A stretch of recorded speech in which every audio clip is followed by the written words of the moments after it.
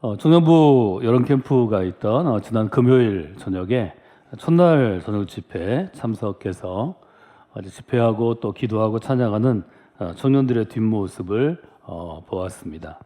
그 중에 한 절반 정도는 아주 어린 시절부터 우리 교회에서 자라난 귀한 자녀들이었는데요. 이제 어린 시절과 청소년 시절을 거쳐서 대학생으로 또 청년으로 있는 청년들을 바라보게 되었습니다.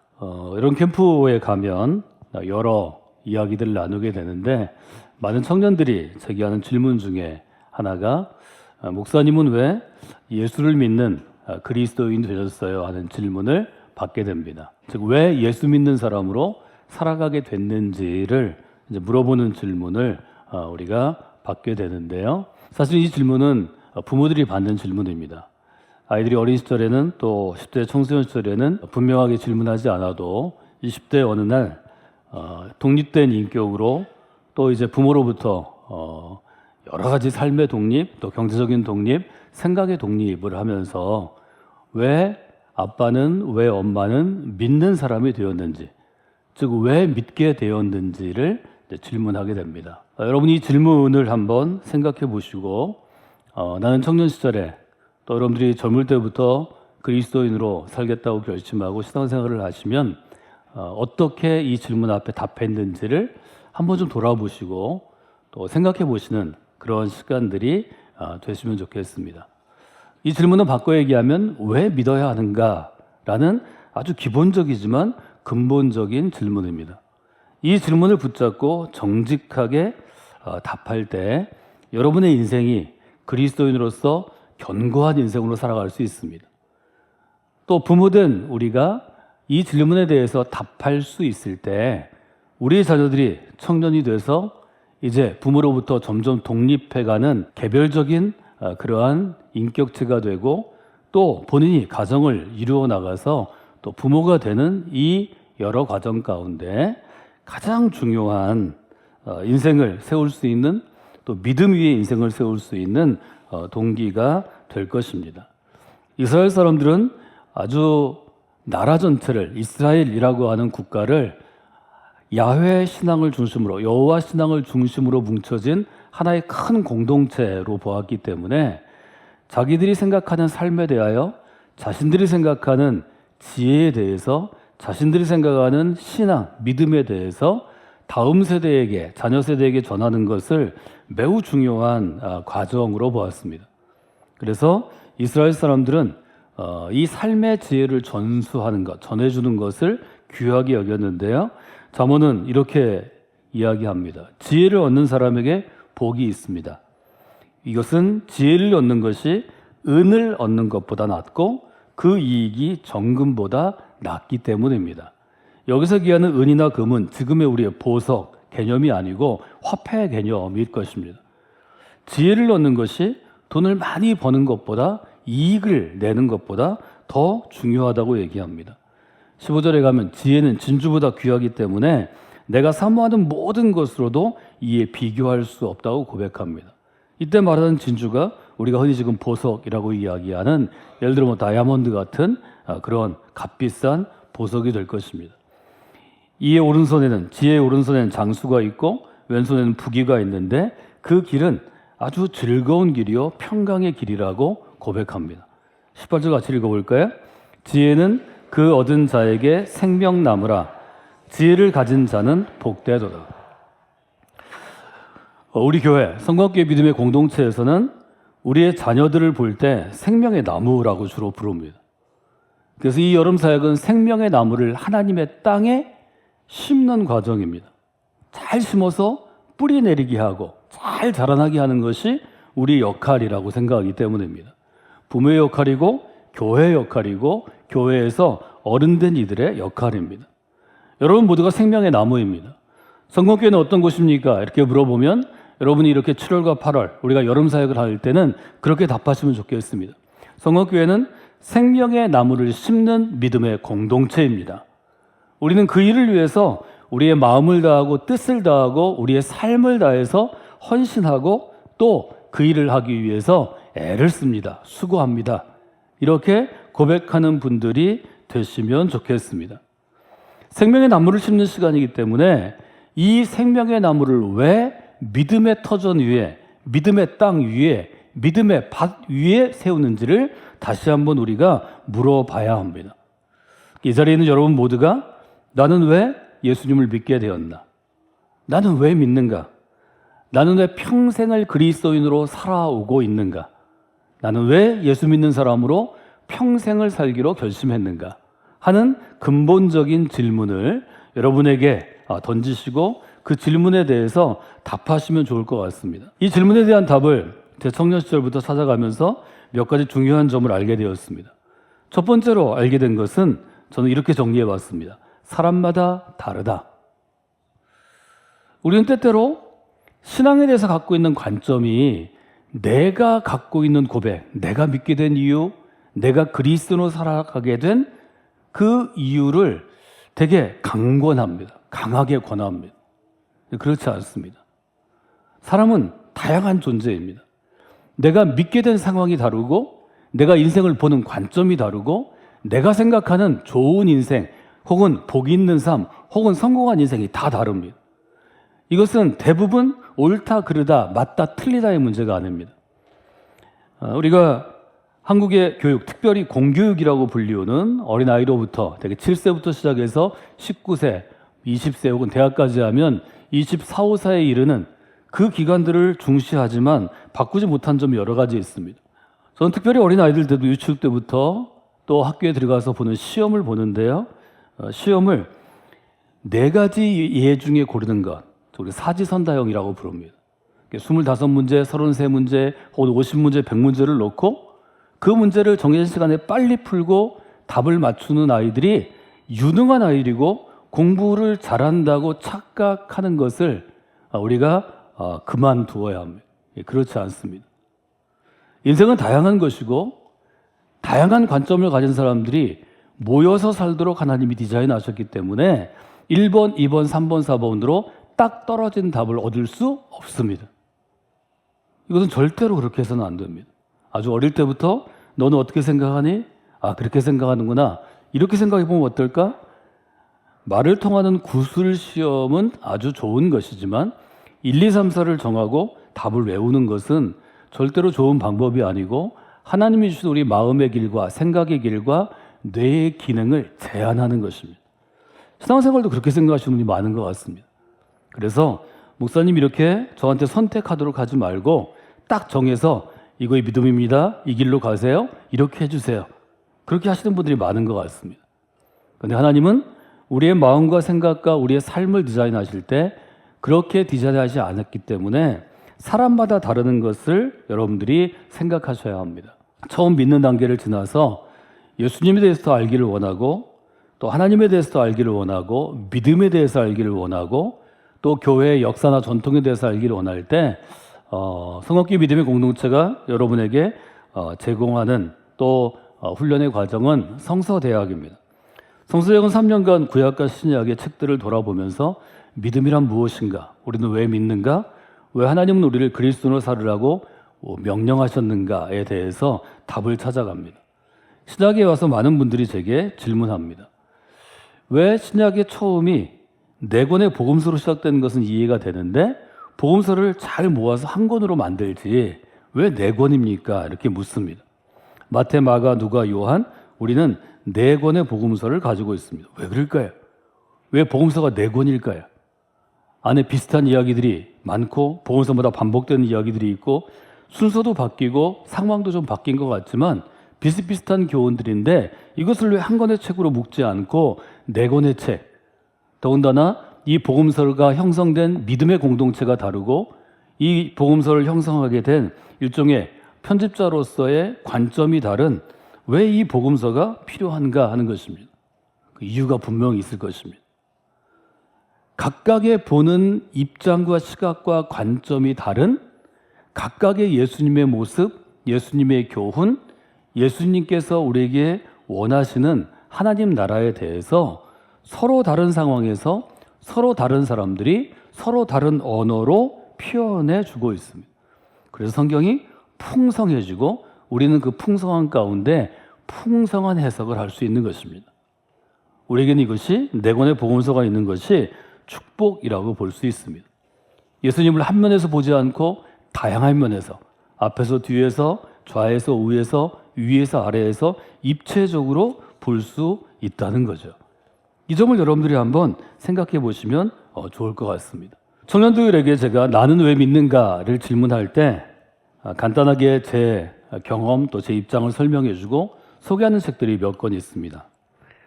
그 중에 한 권이 청년 시절부터, 젊은 시절부터 대학 시절 청년들을 붙잡고 성경 공부하고 우리가 캠퍼스 사역이라고 불리우는 대학교 사역을 오래 하고 나중에 신학 훈련을 받은 다음에 목회를 하신 이승정 목사라는 분의 책입니다. 이분이 2012년, 지금부터 한 12년 전에 은퇴하셨는데 그때 자기의 삶의 경험들을 다 모아서 한 권의 책으로 된 것이 왜 나는 예수를 믿는가 하는 그런 책입니다. 제가 많이 선물해 드렸고 또 우리 스터디 교재로 많이 썼는데요. 이분이 왜 예수를 믿는가에 대해서 책의 초반부에 먼저 이렇게 씁니다. 나는 사람답게 살고 싶어서 예수를 믿는다. 이분의 대답입니다. 나는 사람답게 살고 싶어서 예수를 믿는다. 이 땅이 한국 사회 가운데 사람다운 사람, 인간미가 넘치는 멋진 사람이 내가 먼저 되고 싶어서 믿고 또 그런 사람들이 이 땅 가운데 아주 가득해서 좀 사람다운 사람, 인간다운 인간, 생명의 가치를 아는 인간들이 더 많아지는 것이 한국 사회가 되기를 꿈꾸기 때문에 내가 예수님을 믿는다. 이렇게 표현합니다. 그러면서 자기의 삶에 대해서 예를 드는데 이분이 캠퍼스에서 열심히 복음 전도자로 힘들고 어렵고 가난한 생활이지만 할 때 어떤 자매가 이분의 어떤 모습, 선지자 같은 모습, 또 열정적인 모습 여기에 반해서 결혼을 하게 되었습니다. 근데 결혼할 때는 이분이 너무 괜찮은 사람이라 결혼한 거죠. 그래서 나보다 훨씬 좋은 사람이겠지. 이 사람은 나보다 훨씬 괜찮은 사람이겠지. 이렇게 결혼을 했는데 결혼 초기에 이런 일이 있었답니다. 어떤 일이 있어서 밖에서 이제 사역을 하다가 자기 수첩을 찾아야 되는데 아무리 찾아도 없으니까 집으로 뛰어 들어왔습니다. 그래서 이 목사님이 쓰는 책상 서랍을 다 뒤집고 했는데 결국 수첩을 못 찾았습니다. 그러니까 자기가 뒤집어 놓은 책상 서랍을 아주 그냥 패대기 치듯이 해놓고 화를 내고 버럭 내면서 밖으로 다시 뛰어나갔답니다.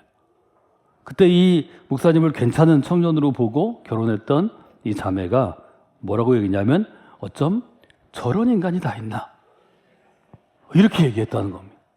결혼한 지 2달쯤 됐을 때라고 합니다. 처음엔 너무 멋있어 보여서 정말 괜찮고 좋은 그리스도인이라 결혼을 했는데 살아보니까 너무 이기적이고 완벽주의자라 신경질이 너무 많고 볼 때마다 모든 일에 트집 잡고 짜증을 내니까 그런 거죠. 여러분이 모두 다 그런 경험이 있을 줄 압니다. 결혼할 때 나보다 못나고 힘들고 정말 부족해서 내가 구원해 주기 위해서 결혼했다는 분들 손들어 보시기 바랍니다. 안 그럴 겁니다. 결혼할 때는 누구나 이 사람이 나보다 더 괜찮은 사람이기 때문에 더 멋있어 보이기 때문에 이 사람하고 같이 살면 나도 더 멋있고 괜찮은 사람이 될까 이런 소망이 있는 거죠. 근데 실제로 그런 일이 있었다고 합니다. 그런 일을 여러 번 겪으면서 이 목사님이 어머님 말씀이 기억이 났는데 어머님이 사람을 대하는 일들을 좀 하셨는데 사람에게 화가 나는 경우가 있죠. 여러분도 그런 경우가 아마 자주 있으실 것입니다. 그때마다 이렇게 혼자 소리를 했다는 거죠. 사람이 다 사람이냐? 사람다워야 사람이지. 따라서 해보실까요? 사람이 다 사람이냐? 사람다워야 사람이지. 여러분에게 주시는 주님의 말씀입니다. 사람다워야 사람이죠. 이렇게 해서 이제 자기의 삶을 그리스도인으로서 나중에는 목회자로서 은퇴하는 이제 70이 되었을 때 그때 아내가 이 책을 쓸 때 그렇게 얘기했다고 합니다. 당신 옛날에 비하면 지금은 거의 성자 수준이에요. 이분이 40년 전에 어떻길래 아내가 40년 후에 볼 때 지금은 성인 수준으로 더 아주 좋은 그리스도인으로 바뀌었다고 얘기를 해주는 거죠. 이분만 꼭 그럴까요? 우리 모두가 그런 삶을 살아가는 것은 아닐까요? 여러분이 30년 전에, 40년 전에 저를 보셨으면 지금의 모습과는 너무 다르지 않을까요? 그때도 제가 만약에 우리 성광교회에서 이렇게 설교자로 목회자로 있으면 여러분이 그때는 저희 교회를 안 나오실 수도 있지 않을까요? 여러분 예수 믿고 사람다워지는 것입니다. 이것이 성경이 우리에게 주는 메시지입니다. 그리스도를 마음에 품고 그리스도를 삶의 기준으로 정하고 그리스도를 닮아가려고 노력하다 보면 점점 변화되는 우리의 모습을 보게 됩니다. 이 목사님은 나는 사람답게 살고 싶어서 예수를 믿는다고 고백합니다. 사람다운 사람으로 살려고 예수를 믿는다는 거죠. 저 자신에게 여러 번 물어보았습니다. 나는 왜 예수님을 믿는가? 나는 왜 믿는가? 이 근본적인 질문이죠. 첫 번째로 저의 청년기로 진입하는 19살의 제일 매력적인 답은 바울의 고백이었습니다. 제가 19살에 아파서 1년 넘게 고등학교 2학년과 3학년 과정을 투병했는데요. 고2에서 고3으로 넘어가는 겨울에 정말 성경을 붙잡고 살았습니다. 성경에서 제게 가장 매력적인 책들은 전도서였고, 구약에서는 전도서였고, 신약에서는 바울의 이름으로 우리에게 전해지는 바울의 서신들이었습니다. 고린도 후서에 이르렀을 때 저는 이 구절을 찾고 아주 오랫동안 이 구절에 붙잡혀 있었습니다. 우리가 주목하는 것은 보이는 것이 아니요 보이지 않는 것입니다. 보이는 것은 잠깐이지만 보이지 않는 것은 영원하기 때문입니다. 영어 성경과 현대어 번역을 봤는데요. 여러분이 보실 수 있는 현대어 번역 중에 제가 예배와 설교에서 인용하는 표준세 번역은 이렇게 번역합니다. 단락으로 보면 속사람에 대해서 바울이 설명하는 것입니다. 그러므로 우리는 낙심하지 않습니다. 우리의 겉사람은 날로 노화되지만 낡아가고 늙어가지만 우리의 속사람은 매일매일 새로워지는 것입니다. 우리가 지금 겪는 일시적인 가벼운 고난과 고통은 비교할 수 없을 정도로 영원하고 크나큰 영광을 우리에게 이루어가도록 완성하도록 해줄 것입니다. 18절 같이 읽어볼까요? 우리는 보이는 것을 바라보는 것이 아니라 보이지 않는 것을 바라봅니다. 보이는 것은 잠깐이지만 보이지 않는 것은 영원하기 때문입니다. 19살에 제가 보이는 것과 보이지 않는 것으로 내 앞에 있는 인생의 모든 것들을 구분하기 시작했을 때 그때 정말 명확해졌습니다. 눈앞이 번쩍 띄었습니다. 새로운 길이 열렸습니다. 보이는 것과 보이지 않는 것이 완전하게 갈라지게 됐습니다. 제 보이는 삶은 여기서 중단될 수 있었습니다. 여기서 끝이 날 수 있었습니다. 그러나 보이는 삶이 끝이 나도, 즉 죽음으로 나의 삶이 20살 문턱에서 20살을 맞지 못하고 끝이 나도 보이지 않는 것은 계속 될 수 있다는 것이 그때 저에게는 구원의 메시지였습니다. 저에게는 소망이 되었습니다. 아, 보이지 않는 것은 영원한 거구나. 내가 정말 예수를 믿는 사람, 아주 분명하게 믿는 사람이 되면 보이지 않는 것이 중단돼도 끝이 나도 보이지 않는 것은 계속되겠구나. 내가 보이지 않는 것, 영원한 것, 하나님의 진리를 붙잡고 내게 주어진 시간 동안 며칠이 되든 몇 달이 되든 몇 년이 되든 살아가야 되겠구나. 이것이 제가 첫 번째로 너는 왜 믿는가? 이렇게 물어본다면 그때 답할 수 있는 제 경험이 되었습니다. 여러분 모두에게 이런 경험이 분명히 있을 것입니다. 여러분의 삶을 돌아보시고 그 경험들을 다시 한번 깊이 생각하고 다시 정리하고 해석하는 과정이 필요합니다. 이 과정을 통해서 내게 주신 믿는 이유, 나는 왜 믿는가에 대한 대답을 잘 정리하실 수 있고 이것을 우리가 강요하지는 않지만 그러나 누군가 물어볼 때 그 질문에 대한 답으로 여러분의 목소리로, 자기 목소리로 선명하게 그리고 이해할 수 있게 논리적으로 여러분이 짧게 얘기하실 수 있도록 저는 좀 정리하시면 좋겠습니다. 그리고 여러분들이 여러분의 마지막 아이들에게 주는 유서를 정리하실 때 제목을 나는 왜 믿는가 이렇게 쓰고 그저 A4 한 장에 문장으로 따지면 15줄에서 20줄 정도로 볼 수 있도록 딱 정리해 주시면 제가 여러분의 장례를 집례하게 되면 반드시 아이들에게 전해드리겠습니다. 액자에 넣어주겠습니다. 여러분 인생은 생각한 것보다 훨씬 더 짧게 끝이 납니다. 우리는 그 짧은 인생 가운데 믿음으로 길을 찾는 사람들입니다. 여러분이 믿음으로 길을 찾아가면 하나님께서는 여러분에게 길을 열어주십니다. 저는 이것이 성경의 메시지라고 좀 요약해서 정리해서 말씀드리고 싶습니다. 믿음으로 길을 찾는 사람에게 하나님은 길을 열어주시는 것입니다. 제가 제일 좋아하는 일종의 구절 중에 하나가 여호와를 찾는 사람이라는 구절입니다. 하나님을 찾는 사람입니다. 잠언 28장은 이렇게 쓰여 있습니다. 악인은 정의를 깨닫지 못하지만 여호와를 찾는 사람은 모든 것을 깨닫느니라. 시편 34편 이렇게 되어 있습니다. 젊은 사자는 궁핍하여 줄일지라도 여호와를 찾는 사람은, 하나님을 찾는 사람은 모든 것에 부족함이 없으리로다. 여러분 사역은 어떤 시간인가요? 여러분 사역은 자녀들에게 하나님을 찾는 사람이 되도록 도전하는 것입니다.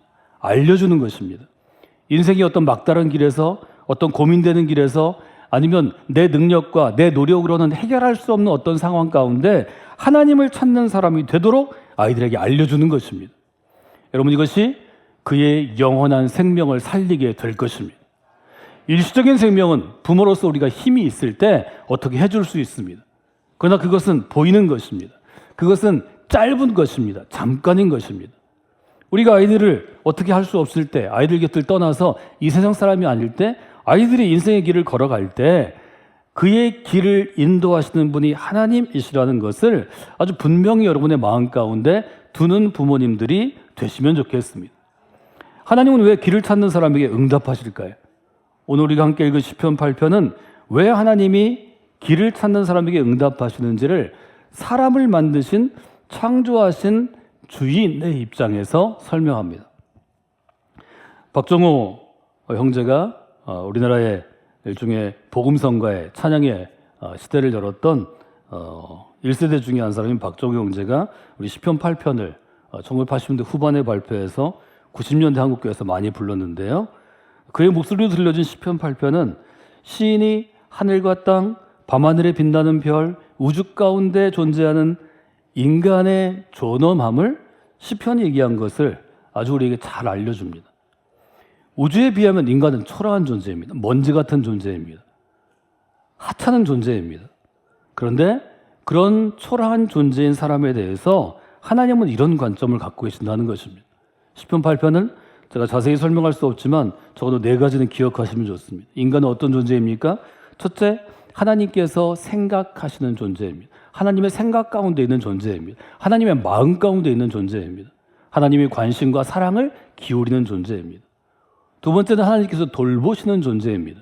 이스라엘 사람들에게는 선한 목자가 양을 돌보듯이, 신약시대 예수님의 사람들에게는, 그리스도인들에게는 좋은 아버지가, 좋은 어머니가 자녀를 돌보듯이 인간은 하나님이 돌보시는 존재입니다. 인간은 하나님과 같은 정도의 신적인 존재는 아니지만 그래도 하나님보다 조금 못한, 여기서는 못하다는 게 아니라 약간은 부족하지만 하나님만큼 귀한 존재라는 것입니다. 그래서 하나님께서는 하나님을 찾는 자에게 영화의 관을 씌워주시고 존귀의 관을 씌워주시는 것입니다. 여러분이 그런 존재임을 기억하셔야 합니다. 사람 자체의 존재가, 하나님 생각하시는 존재가, 이것이 바로 창조주 하나님이 우리가 하나님을 창조주로 고백하는 이유입니다. 하나님은 이런 마음을 가지고 인간을 만드셨다고 성경은 고백하고 우리는 믿습니다. 여러분, 이 점은 매우 중요한 것입니다. 믿음으로 살아가면 하나님께서 주시는 가치 있는 삶을 살아갈 수 있습니다. 이것이 성경이 최종적으로 우리에게 전하는 메시지이고, 우리는 그 믿음 위에 살아가고 우리의 자녀들도 그 믿음으로 살아가는 길 가운데 걸어가기를 원하는 것입니다. 이 여름 사역을 통해서 이 성경의 메시지가 또 우리 모두가 갖고 있는 간절한 마음들이 우리의 자녀들과 자녀세대 가운데 이어지게 될 것입니다. 이 한 주간 여러분이 내가 왜 믿는가 하는 근본적인 질문을 가지고 답을 찾는 시간이 되시면 좋겠습니다. 제가 청년 시절에 고민했던 문제들을 우선순위를 정해보니까 저는 성경 안에서, 교회 공동체 안에서, 교회 전통 안에서, 역사 안에서 이런 답을 찾으려고 힘썼던 것을 제가 발견하게 되었습니다. 첫째는 무엇이 나를 사람답게 살게 하는가? 저는 이 답을 찾기 위해서 하나님께 나아갔고 믿음으로 이 답을 찾아 나갔습니다.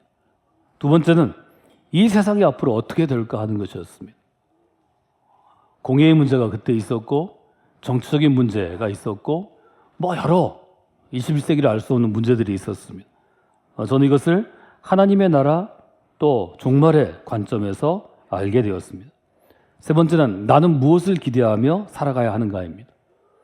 내가 앞으로 살 날이 얼마 남지 않았다면 혹은 질병 때문에 약한 육체 때문에 그리 길지 않은 삶을 산다면 무엇을 기대하며 살아야 하는가? 이 기본적인 세계를 붙잡고 제가 청년 시절 씨름할 때 하나님이 제가 걸어갈 길들을 눈앞에 환해 보이는 고속도로는 아니지만 매일매일 인도해 주셔서 저는 오늘까지 올 수 있게 되었습니다. 여러분들이 나는 왜 믿는가? 라는 근본적인 질문 앞에서 여러분이 답하시고 답을 준비하시고 생각하시고 돌아보실 때 하나님께서 여러분에게 믿음의 길을, 새로운 길을 열어주실 것입니다. 여러분과 여러분의 자녀들에게 믿음의 길을 여시는 하나님을 만나시는 이 여름이 되시기를 주님의 이름으로 축원해 드립니다.